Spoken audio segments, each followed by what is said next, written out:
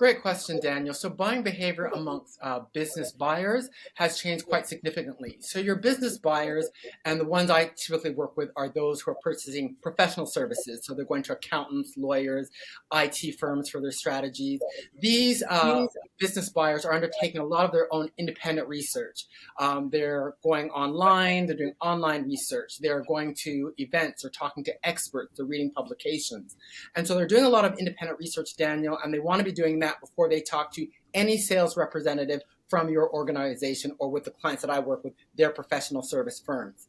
So a lot of independent self-research and education, and they're looking from third-party and trusted sources now. So it's not enough to have lots of content on your website. That is no longer good enough. You need to be having the right, what I call AIR, advice, insights, and recommendations, where your clients and prospects go for information, validation, recommendations, and advice. It's interesting that you mentioned accountants. My mother-in-law is an accountant, and she does my accounts, and she looks at my books and she says, "What are you doing with paid advertising?" And she almost has a heart attack because as a professional service, as a coach, we've used a lot of Facebook ads, we've used a lot of Instagram marketing, we've used a lot of paid ads on YouTube. And the invoices come in the tens of thousands. And she looks at this and she says, "What's going on?" And I've had conversations with her and I said, "How have you built your business over the years?" In 40 years of being an accountant, she's never spent $1 on advertising. But a lot of her work has come through word of mouth. And she's always been vetted by the person who's been referred to. And so I can see a big difference in there. But a lot of business owners, they've got to be able to grow their business, but they don't necessarily have these skills. An accountant might be great with your numbers, but venturing into this area of marketing and selling and interacting with buyers is a totally different role for them. As they start to look more into this, what's that emotional journey? What do they go through in terms of stress as they learn about this area of business? Daniel, great question. Look, they're going to undergo a lot of stress because the whole world of marketing, sales, and in professional services, we call it business development because marketing and sales work hand in hand together. There is a lot involved by virtue of the fact that in between highly competitive environments, the fact that, a lot of your professional service firms are looking to do more things. So they're no longer staying in their silos, becoming more advisory. So between increased competition, how buyers are buying, being more sophisticated, doing more independent self-research, wanting more, being able to do things on their own terms, right through to purchase, it does add a degree of complexity. And there's a high degree of sophistication that's involved now, Daniel. And it's not just marketing and sales, it's really the full go-to-market strategy, which is everything from developing your right kind of offerings, and then how you take those to market in terms of to attract, acquire, retain, grow those clients, and support those clients. So there's a number of different areas within the business that have to be involved. Marketing, sales, operation, customer service and support, product. These are all the areas that have to work together in order to attract, acquire, retain, and grow those clients. And that's what I do with my clients, is help them to build that overarching go-to-market strategy. So we have the right kind of solutions, going after the right buyers, and we can work with them through the entire life cycle of those clients. So there's a lot to think and unpack about, and hence it can be very overwhelming for anyone being a business owner, right down to your independent solo operator when they're looking out to go to market and trying to acquire business clients. And it does feel overwhelming when you've got to play all of those roles. And I heard it recently, somebody saying that in some professional service businesses, you have to be a full cycle salesperson. You've got to start the conversation, you've got to manage the conversation, and then you've got to bring it to a close. And oftentimes they're three competing roles. I know myself in business. I'm a great opener. I'm very good at getting appointments. I'm excellent at managing them, but I feel there's people who are much better than me in my business at bringing it to a close. And I have the luxury of handing that over to other people on my team. But I know for at the start, I had to do all three things. I had to start, I had to manage, and I had to bring it to a close. And I had to make some personal changes, especially in my approach to other business people. What are some of the things that a business person could do now to become more attractive So when they're in the sales process and interacting with the buyers, how can they appear more attractive to the other business? Okay, great question, Dan. And there's a couple of things I want to unpack there because, first of all, buyers undertake their own self education and research. Buyers want to buy from, not be sold to. So, business owners have to proactively go out to the market where their target market, where their clients are. So, give you a live example. IT firms, IT consulting firms is our businesses that I work with.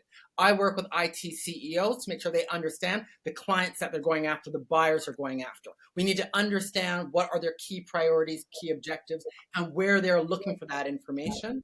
And then I will work with the IT company to prepare the articles, the blogs. We might conduct some executive briefings and making sure those are visible where IT buyers are going for information, such as their professional associations. There could be online communities. There might be certain publications. So it's about providing advice, insights, and recommendations that what I call air to your target buyers where they're going for information. So you have to be proactive about doing that and putting those things in place. And then your clients and prospects will then come to you when they are ready to buy. So there has to be a lot of that upfront research, education, and understanding, and putting the right kinds of tools, content, opportunities for engagement for your prospects to then reach out and interact in that way. Have you ever been to a networking event where a business person stands up and says, "Hi, I'm an accountant and I work with anybody who needs accounting services"? Have you heard that before? I've heard that before with many businesses. And often that is one of the key problems that many business owners have, that they're all things to all people. When you niche down and you can define exactly who you are, like for myself, I work with small and medium professional service firms. IT, law, and accounting are my three areas that I focus in on. It becomes very easy for you to be referable because people will say, okay, I get the gist of what Michael does, but they'll know, okay, accounting, law, IT, that's very specific. Small, medium, it becomes quite easy to refer. When you're all things to all people, it becomes very hard to know what you stand for, where are there opportunities to collaborate, where are those opportunities to refer, to co-market. So there's a number of benefits, and it will enable you to grow faster. It will enable you to stand out in the market. You can have that depth of expertise, which means you're able to charge more when you have that, when you niche down and you're very specialized and very specific. But that's the number one problem many business owners have, that they're all things to all people. No one knows what they stand for. Buyers can't distinguish your offering versus mine. Well, what's the difference? Do you have the right kind of specialization? So knowing what is the right target market that makes sense for your business is one of the key first steps that often needs to be visited or revisited depending on what are the business objectives of that company. I met a gentleman many years ago and he was selling insurance, and his target was very broad. It was, I work with high net worth individuals. And so it was really broad, and he struggled for many years because when he was looking for introductions, nobody could really introduce him correctly. It was so broad. Hey, I got this friend over here. He does a little bit of insurance and he might be able to help. And so he struggled for years selling insurance to high net worth individuals. And he made a decision. He made a decision that he'd go after one market. And he looked at the market and he said, dentists are my perfect market. And he spent 3 years learning everything he could about dentistry, what they go through in the universities, the challenges they have starting a practice, running it, maintaining it, exiting it. And he knew more about a dentistry business than the dentist did themselves. And then after 3 years, he targeted all of his energy just to working with dentists. And it was within about 5 to 6 years that he built a practice that was worth about $10 million. And his sales exploded because he just served one market. But at the start, he said it was really scary because he thought by having a niche, he would limit himself. But by having a niche and having the right language, understanding their fears and frustrations, their wants and aspirations, he then grew rapidly. And then he sold his book and he retired. And it was the best thing he did. But he had to get the targeting right to start with. And Dan, you've raised a number of key points there. One, yes, it is hard initially to want to niche down. And I will admit for myself, when I first started consulting, I was B2B to all things. But once you start to niche down and you develop that expertise and that depth of expertise, and for those of us in the world of professional services, accountants, lawyers, consultants, engineers, expertise is the number one thing that professional service buyers are looking for. So having that depth of expertise and specificity is critical now more than ever. But when you're able to do so, as you've alluded to and pointed out, your marketing becomes very easy and becomes very targeted. It becomes very clear what podcasts you should be on. It becomes very clear, what publications, what online groups, what mastermind groups you should be visible at, where you should be doing those webinars, with whom you should be collaborating with whom you should be looking for third-party reviews. You're allowed to it enables you to get very, very specific, so that your marketing has much more impact.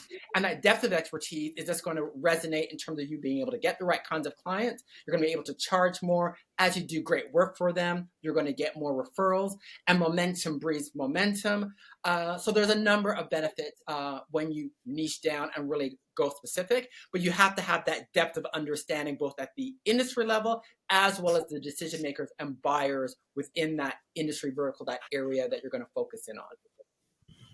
I love the metaphor of the crowded marketplace. You've got to imagine tens of thousands of people out there in the marketplace, and then you stand on top of the building and you yell out, "Hey, you!" And nobody turns around because they say, how could somebody be calling out to me in this crowded marketplace? There's 10 or 20,000 people here. But if you yelled out from the rooftop, "Hey, you, Daniel, with the black shirt on and the Ray-Bans," you'd turn around instantly and say, "Yep, that's me." And that's how targeted your marketing has to be. You've got to be able to call people out in a crowded marketplace, and they have to be able to raise their hand. "Daniel Tolson, are you here?" "That's me." "Okay, there's 2 Daniel Tolsons. Who's the business coach?" "That's me." "Okay, I'm talking to you." And for people who want to grow their businesses, it's very important. That's how specific you have to be today. You've got to be able to call them out. There's tens of thousands of people, but the message has to go to one person. And so they say, "Yes, that's me. Talk with me." Absolutely. And in business to business and in a professional service context, yes, you need to be very targeted and specific, but then your marketing must be aimed at decision makers, and it has to be aimed at advice, insights, and recommendations that your decision makers are looking to address. Advertising is great for awareness. Advertising are not how business decision makers buy.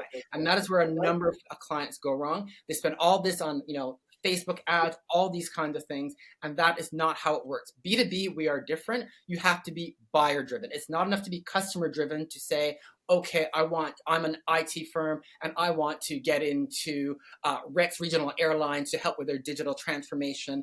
It's not enough. You need to know, okay, who is leading those digital transformation initiatives within Rex Airlines?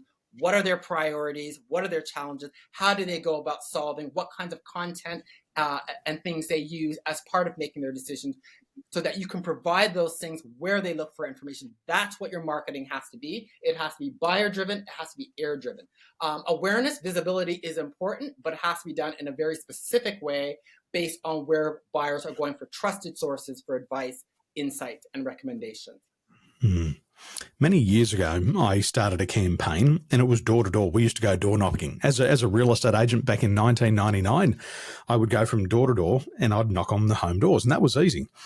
When I launched my business, I launched a program called Real Estate Agent Rescue, and I took it to market, and I already knew the industry. I knew that the decision maker in the business was the principal or the licensee. Now, they could employ 25 other people, but there was no point speaking to 23 of them, because 23 of them, although they could have loved my service, loved to use the service, it was the decision maker, it was the principal or the licensee who decided upon the purchase.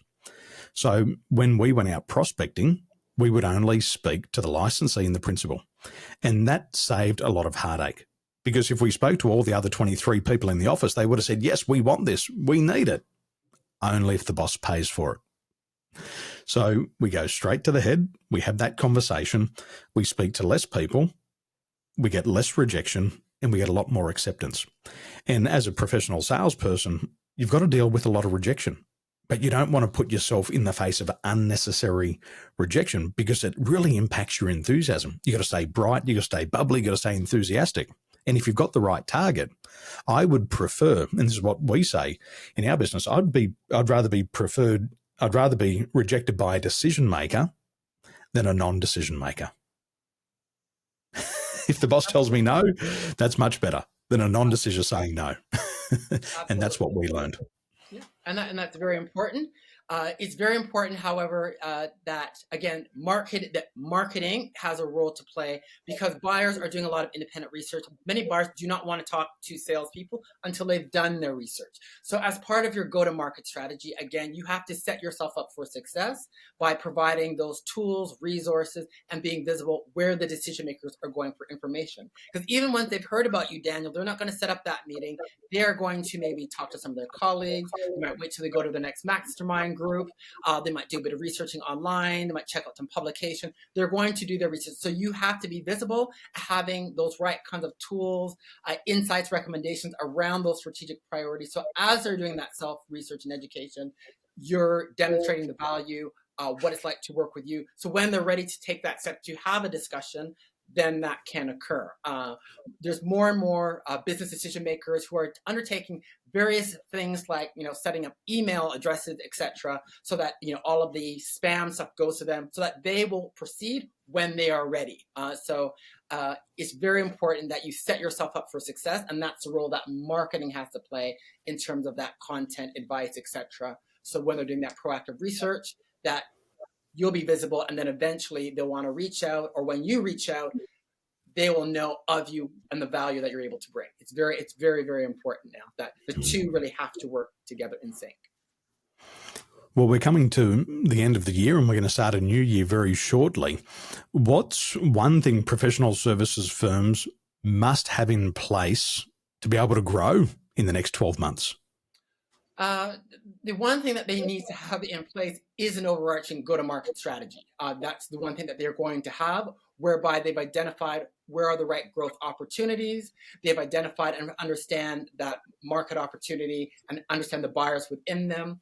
And they, by virtue of that, they're putting together the appropriate business development program in place to be visible, providing the right kinds of tools, advice, insights, and recommendations, and the right kind of offerings that your business decision makers are looking for, because they're often looking for a variety of products, services, support, and advice as part of an offering from a firm. So you need to have that comprehensive go-to-market strategy, all starting with an understanding of your target market, both from the market level as well as an organizational level and a buyer level. So doing that upfront listening in terms of understanding your market, your customers, your buyers, that's a first critical step to then building out your full go-to-market strategy, which will lead you to getting that growth that you're looking for.